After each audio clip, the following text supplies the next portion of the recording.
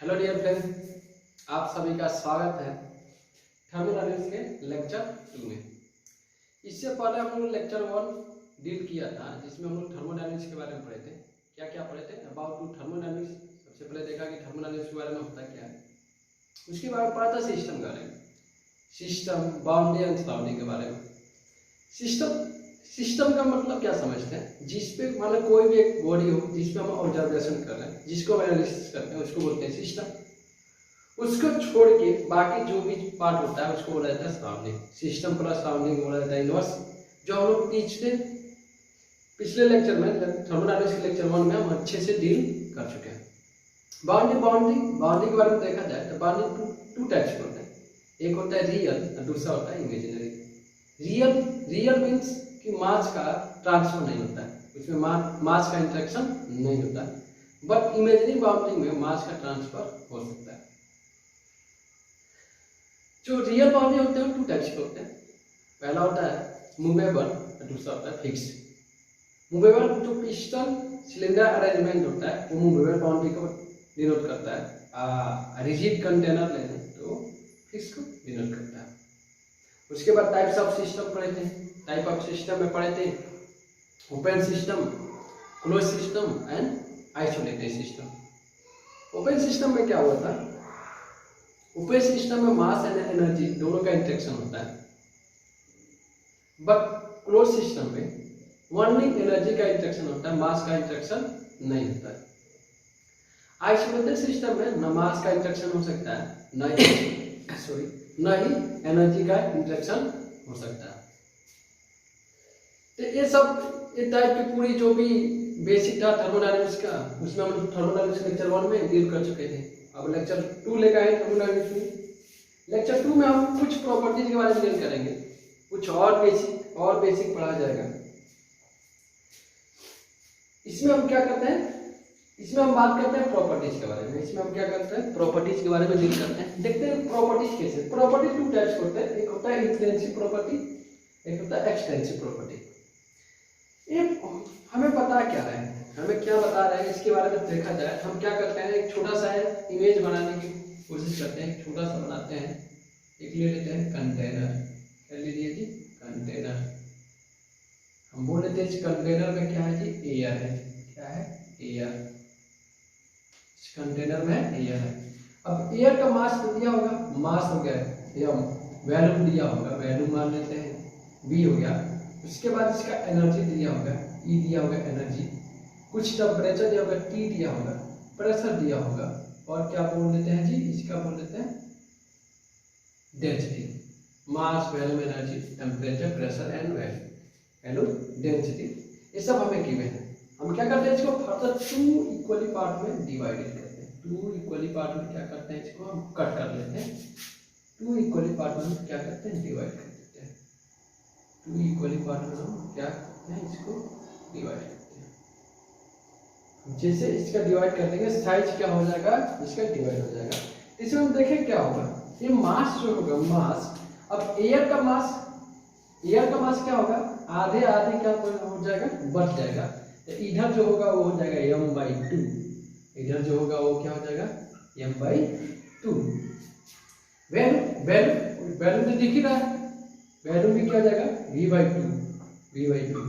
अब वैल्यू मास बढ़ गया तो एनर्जी क्या होता है? मास पे डिपेंड करता है, तो एनर्जी भी क्या हो जाएगा? बढ़ जाएगा। E/2।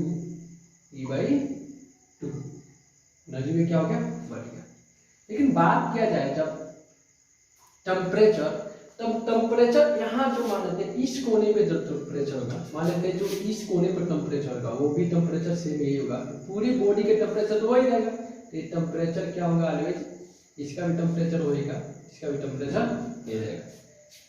प्रेशर के बारे में बात करें तो प्रेशर एसिमेट्रिक डिस्ट्रीब्यूटेड होगा। तो इसमें प्रेशर हर कोने पर, हर जगह प्रेशर क्या होगा? सेम होगा। तो प्रेशर भी इसमें क्या हो जाएगा जी?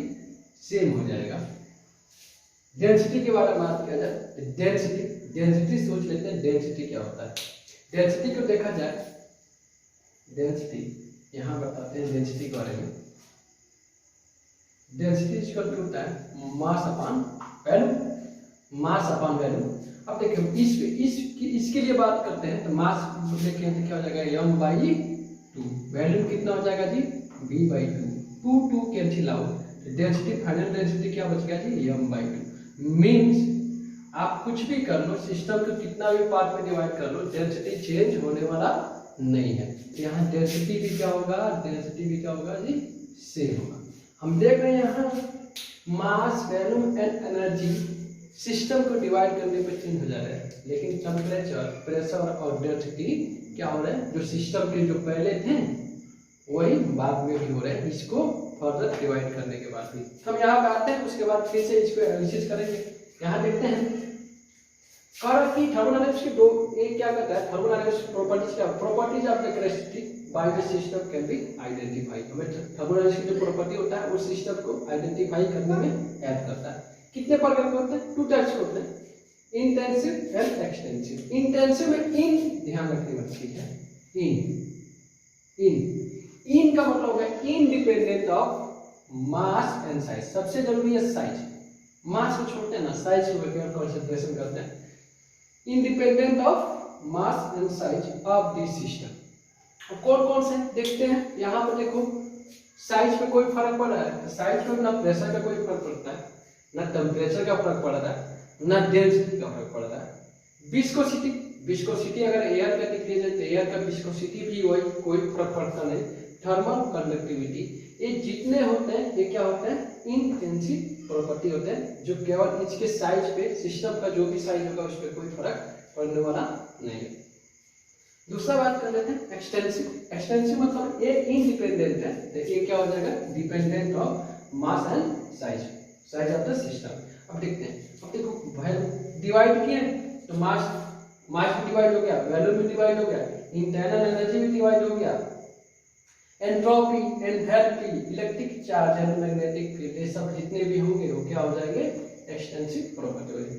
इलेक्ट्रिक चार्ज क्यू बराबर होता है L into E। L क्या होता है नंबर ऑफ इलेक्ट्रॉन्स।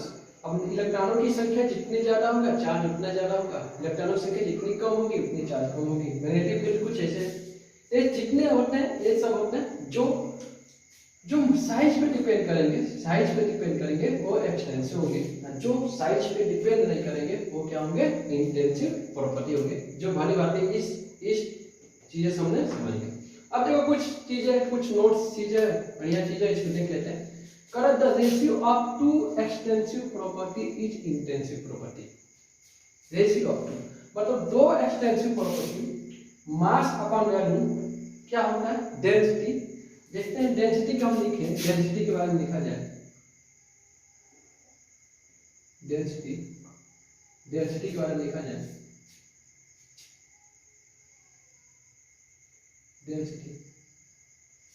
डेंसिटी बराबर क्या होता है मास अपॉन वॉल्यूम, मास अपॉन वॉल्यूम। अब देखिए डेंसिटी का हम रो से डिनोट करते हैं, मास को m से, वॉल्यूम को v से। अब देखा जाए मास भी एक्सटेंसिव प्रॉपर्टी, मास भी वॉल्यूम भी एक्सटेंसिव प्रॉपर्टी, तो ये भी एक्सटेंसिव प्रॉपर्टी है, ये भी एक्सटेंसिव प्रॉपर्टी है, ये भी एक्सटेंसिव प्रॉपर्टी है। तो x2 correct the ratio of two extensive property is intensive property। तो दो एक्सटेंसिव प्रॉपर्टी का रेशियो क्या होता है हमेशा इंटेंसिव प्रॉपर्टी होता है। तो देखा जाए डेंसिटी क्या होता है इंटेंसिव प्रॉपर्टी होता है। कुछ चीजें और होती है, ये चीजें जहां भी स्पेसिफिक या मोलर लिख किया जाए वो सब क्या होता है जी इंटेंसिव प्रॉपर्टी होता है। जैसे specific heat, specific value, specific mass, ये जितने होंगे वो सब क्या होंगे इंटेंसिव प्रॉपर्टी होंगे। जितने भी जहां भी, इसके एग्जांपल लिख देते हैं, कुछ एग्जांपल लिख देते हैं, बोल देते हैं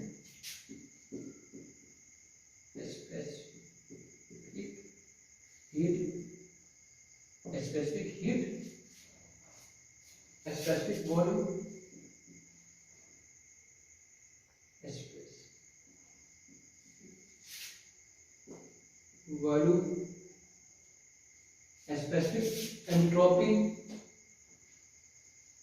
स्पेसिफिक एंट्रोपी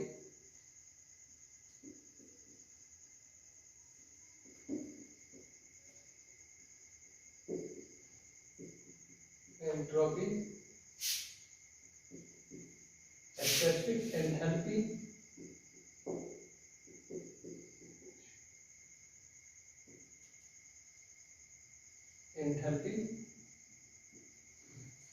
ETC और ज्यादा भी हो सकता है। तो स्पेसिफिक जो भी स्पेसिफिक लिखा हो, चाहे मोलर प्रॉपर्टीज लिखा हो, ऑलवेज क्या होता है इंटेंसिव प्रॉपर्टी हो। Specific heat, specific volume, specific entropy, specific enthalpy, ETC। Specific को हम स्पेसिफिक प्रॉपर्टी जो होता है हमेशा उसको स्मॉल लेटर में हमेशा हम इसको क्या करते हैं डिनोट करते हैं। स्पेसिफिक वॉल्यूम को हम स्मॉल लेटर में क्या करेंगे डिनोट करेंगे। स्पेसिफिक एंट्रोपी को स्मॉल एस में डिनोट करेंगे। स्पेसिफिक एंथैल्पी को स्मॉल एस में डिनोट किया जाता है। स्पेसिफिक का मतलब क्या होता है? स्पेसिफिक का मतलब होता है, यहाँ साइड में समझाते हैं। स्पेसिफिक मतलब होता है अगर स्पेसिफिक वैल्यू हम लिख देते हैं, स्पेसिफिक वॉल्यूम लिखें, ये होता है volume upon mass. Volume upon mass, specific volume मतलब टोटल वॉल्यूम अपॉन मास। तो यहाँ जब भी स्पेसिफिक की बात किया जाएगा तो मास से ऑलवेज क्या हो जाएगा डिवाइड हो जाएगा। मास से क्या हो जाएगा डिवाइड हो जाएगा। तो हम देख लेते हैं थर्मोडायनामिक्स में प्रोसेस एंड पार्ट के बारे में। प्रोसेस एंड पार्ट के बारे में देख लिया जाए। प्रोसेस एंड पार्ट जब भी इस टाइप की चीज़ें आए तो हमें piston and cylinder, thermodynamics basic चीज़ें जो होता है थर्मोडायनामिक्स जितनी चीज़ें हमें समझने के काम में आता है वो पिस्टन एंड सिलेंडर बहुत इफेक्टिव होता है थर्मोडायनामिक्स को समझाने के लिए। हम क्या करते हैं पिस्टन एंड सिलेंडर का अरेंजमेंट बनाते हैं, देखते हैं उसको समझने की कोशिश करते हैं क्या प्रोसेस एंड पार्ट समझ में आता है कि नहीं, रियली में वो फायदा करेगा, बेनिफिट करेगा। देखते हैं हम बनाते हैं क्या करते हैं। मैं बना दिया, ले लिया पिस्टन, ले लिया ये सिलेंडर, ये हुआ अपना पिस्टन हुआ। इस पर क्या कर दिया एक W वेट का एक मास रख दिया जिसका वेट क्या है W है, इसका वेट क्या है W है। जब ये है तो पिस्टन क्या किया है एयर, इसमें हम क्या कर दिए बोल दिए इसमें क्या रखा गया है एयर है। एयर को क्या किया कंप्रेस कर दिया है। पिस्टन क्या किया एयर को कंप्रेस कर दिया। तो यहाँ प्रेशर क्या होगा बोल लेते हैं, ये बोल लेते हैं प्रेशर जो होगा यहाँ प्रेशर है 5 किलो, 5 बार लिख देते हैं 5 बार। और वॉल्यूम जो है वॉल्यूम क्या है 1 मीटर क्यूब, 1 मीटर क्यूब। हम क्या करते हैं अब क्या करते हैं कि सेकेंड स्टेज इसको बोलते हैं इनिशियल, मतलब फर्स्ट स्टेज बोलते हैं, फर्स्ट स्टेज बोलते हैं। दूसरा सेकेंड स्टेज में हम क्या करते हैं इस वेट को हम क्या करते हैं हटा देते हैं, इस वेट को क्या करते हैं हटा देते हैं, इस वेट को क्या करते हैं हम हटा देते हैं। इस वेट को जैसे हम हटा देंगे पिस्टन क्या करेगा, पिस्टन सडनली रैपिडली यहाँ क्या करेगा मूव कर जाएगा, यहाँ मूव कर जाएगा। तो इसके अंदर जो प्रेशर होगा, इसके अंदर जो प्रेशर होगा, प्रेशर क्या होगा अब कम हो जाएगा। प्रेशर बोल लेते हैं, प्रेशर बोल दिया अब कितना हो गया 1 बार हो गया। और वॉल्यूम कितना हो गया, वॉल्यूम बोल लेते हैं, वॉल्यूम बोल लिए 5 मीटर क्यूब। वॉल्यूम क्या हो गया इंक्रीज हो गया, वॉल्यूम क्या हो गया इंक्रीज हो गया। इसको समझते हैं, इसको बोल लेते हैं initial number 2, initial number sorry stage 2, इसको बोलते हैं स्टेज 2। हमने क्या किया वेट को रिमूव किया, पिस्टन क्या किया अपवर्ड डायरेक्शन में मूव कर दिया। इसको हम पीवी डायग्राम से बनाने की कोशिश करते हैं। पीवी डायग्राम में, पीवी डायग्राम से बनाने की कोशिश किया जाए। पीवी डायग्राम पी भी वॉल्यूम किस में होगा मीटर क्यूब में है, अब प्रेशर किस में है बार में है, ठीक है। बनाते हैं प्रेशर, ये बोल दिए ये कितना है, ये है 1 किलो पास्कल माने P1, ये हो जाएगा P2 मतलब 5 किलो पास्कल, ये हो जाएगा V1, इसको बोल दिए V2, ये हो गया P1, ये हो गया V1, ये हो गया P2, ये हो गया V2, P2 and V2। P1 sorry ये डायग्राम बनाने में कंफ्यूज हो गया, क्योंकि pressure P1 is greater than, तो P1 क्या रहेगा, लेज ऊपर रहेगा P1 और ये क्या हो जाएगा P2, क्योंकि वैल्यूम इंक्रीज करेगा तो प्रेशर ऑटोमेटिक डिक्रीज करेगा, तो प्रेशर P1। अब पहले स्टेट की बात किया जाए, पहले स्टेट में तो प्रेशर क्या है, यहाँ पे प्रेशर P1 एंड वैल्यूम क्या है P1, तो ये हो गया P1, V1 पहला स्टेट। और दूसरे स्टेट में हम जैसे रिमूव किए हैं कहाँ पहुँच गया, ये पहुँच गया यहाँ पे, यहाँ का प्रेशर क्या है P2 एंड वैल्यूम क्या है V2, वैल्यूम क्या है V2। इसके बारे में एनालिसिस किया जाए, अब इसको तो हम देखा जाए तो जैसे मूव करेंगे सडनली मूव करेगा। अब सडनली मूव करेगा तो हमें तो मालूम नहीं कि किस प्रोसेस से जा रहा है, कैसे जा रहा है, तो हम इसको क्या करेंगे, डॉटेड लाइन से मिला देंगे। डॉटेड लाइन से क्या करेंगे, इसको हम डॉटेड लाइन से मिला देंगे। तो हम देख रहे हैं कि क्या हो रहा है, स्टेट क्या कर रहा है जी, चेंज कर रहा है। ये थर्मोडायनामिक्स की क्या हो रहा है, स्टेट क्या कर रहा है, चेंज कर रहा है। स्टेट क्या हो रहा है जी, चेंज कर रहा है, लेकिन जिससे जा रहा है इसी को बोलते हैं पार्ट ऑफ द प्रोसेस। यहाँ पे आते हैं, इसमें पढ़ने की कोशिश करते हैं। कह रहा है the change of state is known as process. अगर स्टेट चेंज होता है तो इसी क्या बोलते हैं, नोन एज प्रोसेस। तो स्टेट क्या हुआ है, 1 से कहाँ चला गया, 2 पे चला गया, और स्टेट 1 से कहाँ चला गया, 2 पे, तो स्टेट क्या हो गया, चेंज हो जा रहा है, तो इसको बोलेंगे thermodynamics process. And the series of equilibrium, अब क्या करते हैं, सीरीज ऑफ इक्विलिब्रियम हम ले लेते हैं। हर एक इंटरमीडिएट जो होगा वो किस में होगा, इक्विलिब्रियम में होगा। Equilibrium state through is the system passing during a process is known as a part of process. अब कह रहा कि वो जिससे पास हो रहा होगा, जो प्रोसेस से होके वो जा रहा होगा, इसी को बोला जाता है पार्ट ऑफ प्रोसेस। तो ये क्या हो जाएगा, पार्ट ऑफ प्रोसेस, ये हो जाएगा पार्ट ऑफ प्रोसेस। ये थर्मोडायनामिक्स का क्या हो जाएगा, पार्ट ऑफ प्रोसेस हो जाएगा। थर्मोडायनामिक्स प्रोसेस में एक और होता है रिवर्सिबल एंड इरिवर्सिबल। रिवर्सिबल का मतलब क्या होता है भाई, जिस रास्ते से गए उसी रास्ते से चले जाओ, लेकिन किसी चीज़ का नुकसान ना पहुंचाओ। तो रिवर्सिबल प्रोसेस में क्या करता है, ये प्रोसेस से to be reversible process, it is reverse the follow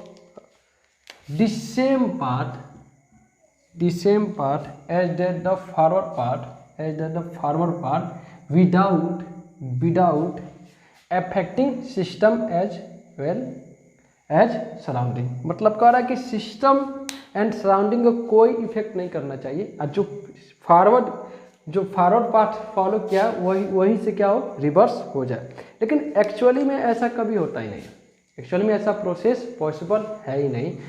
दुनिया में कोई चीज़ रिवर्सिबल होता ही नहीं है, कोई भी चीज़ है रिवर्सिबल कभी हो ही नहीं सकता है। और रिवर्सिबल को छोड़ के जो चीज़ होता है उसी को बोलता है इरिवर्सिबल। तो यही चीज़ें पॉसिबल है, क्यों इरिवर्सिबल। रिवर्सिबल के लिए बात किया जाए तो क्यों नहीं रिवर्सिबल होता है। रिवर्सिबल हम क्या करते हैं, एक डायग्राम बनाते हैं, इंक्लाइंड, इंक्लाइन हम बनाते हैं। यहाँ बोल दिए मास, इसको मास को यहाँ, ठीक है, इस मास को हम क्या करते हैं, मूव करते हैं। इसको मूव कराएंगे फोर्स लगा के, या फोर्स लगा के हम क्या करते हैं, मूव कराएंगे तो इस प्लेन में, इसके सरफेस प्लेन में क्या होगा, फ्रिक्शन जनरेट होना शुरू हो जाएगा।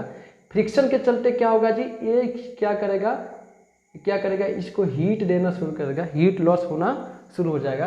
तो क्या कर रहा है, ये सिस्टम को इफेक्ट कर रहा है कि नहीं, सिस्टम को इफेक्ट करता है। इसीलिए कोई भी चीज़ें रिवर्सिबल नहीं होती है, रिवर्सिबल किस केस में होगी, रिवर्सिबल होने के एक ही केस है, reversible quasi static plus frictionless अगर होगा तो होगा reversible, quasi state plus frictionless. लेकिन फ्रिक्शनलेस तो हो ही नहीं सकता कोई सरफेस। क्वासी स्टैटिक को हम रिवर्सिबल नहीं बोल सकते। अब समझते हैं कि क्वासी प्रोसेस किसे कहते हैं, क्वासी स्टैटिक प्रोसेस किसे कहते हैं। एक काम करो कि सब शॉर्ट स्क्रीनशॉट ले लो, जिससे नोट्स बनाने में बेनिफिट होगा। तो आगे देख लेते हैं। कह रहा है the friction is main cause of reversible process. जो फ्रिक्शन होता है, फ्रिक्शन जो भी जनरेट होता है वो क्या होता है, मेन कॉज होता है रिवर्सिबल प्रोसेस के। बात करते हैं quasi static. Quasi static process very slow process है। ये जितने प्रोसेस होते हैं ना सबका बाप है, इतना स्लो, इससे स्लो कुछ हो ही नहीं सकता है। तो quasi static process is infinitely slow process in such as each every intermediate stage in equilibrium. देख लेते हैं, डायग्राम बनाते हैं। इधर डायग्राम बनाने की कोशिश करते हैं। हम क्या करते हैं, एक पिस्टन सिलेंडर, फिर से पिस्टन सिलेंडर अरेंजमेंट लेंगे।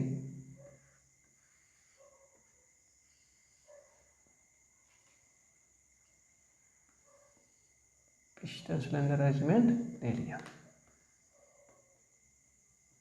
अब इस बार क्या करना है ना, इस पे हम क्या करते हैं, सेंड पार्टिकल रख देते हैं। सेंड पार्टिकल क्या करते हैं, इस पे हम छोटे छोटे सेंड पार्टिकल क्या कर दिए, रख लिए। लाखों करोड़ों की जनसंख्या में इस पे क्या करना है, सेंड पार्टिकल को रख लेना है। बोला जाए तो सेंड मतलब बालू, रेत के कण को क्या करते हैं, हम इस पे रख लेते हैं। हम कण बनाते हैं, आप लोग फोकस करो, देखो। अरे बाबा जल्दी जल्दी बन जाना रे भाई। Sand particles,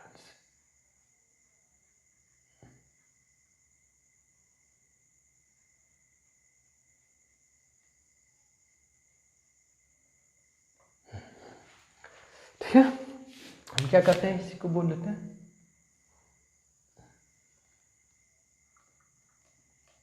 sand particles. Sand particles ले लेते हैं, सेंड पार्टिकल्स। अब क्या करते हैं ना, सेंड पार्टिकल को 1 बाई 1 रिमूव करते हैं। 1 बाई 1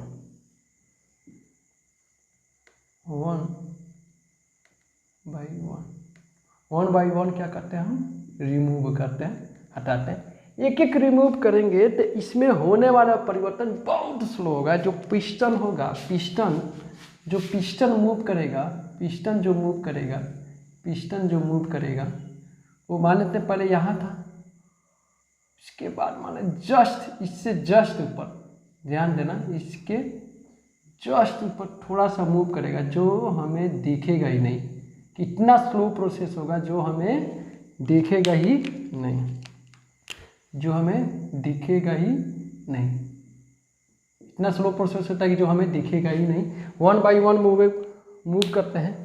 इस टाइम जो प्रेशर होगा, मान लेते हैं प्रथम प्रेशर क्या होगा, P1 होगा, एंड वॉल्यूम क्या होगा, V1 होगा। इसमें मान लेते हैं क्या है, एयर है।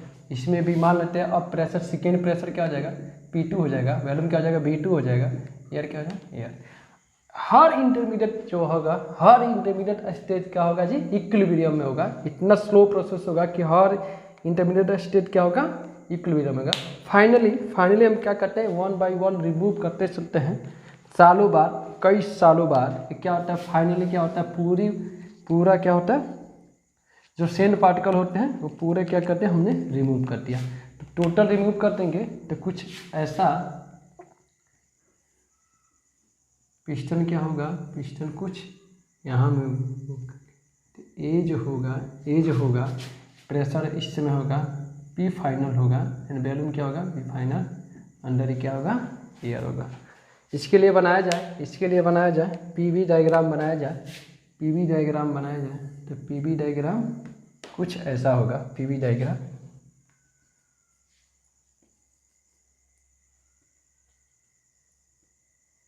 ठीक है।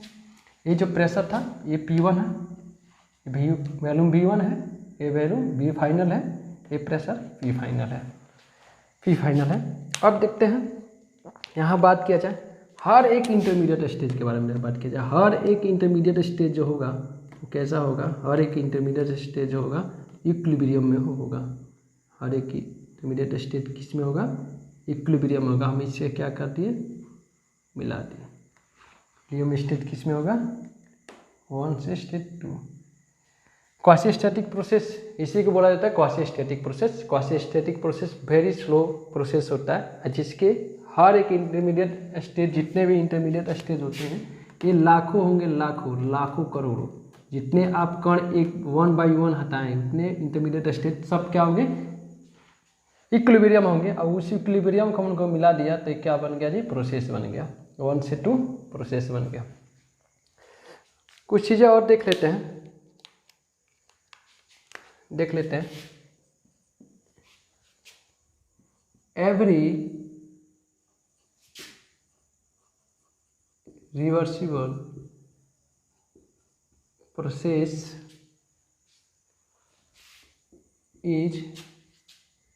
is quasi static process। Quasi static process, जितने भी रिवर्सिबल प्रोसेस होते हैं वो क्या होते हैं, क्वासी स्टैटिक प्रोसेस। मतलब हम समझ गए रिवर्सिबल प्रोसेस भी क्या होता है, ऑलमोस्ट बहुत स्लो प्रोसेस होता है। But quasi static process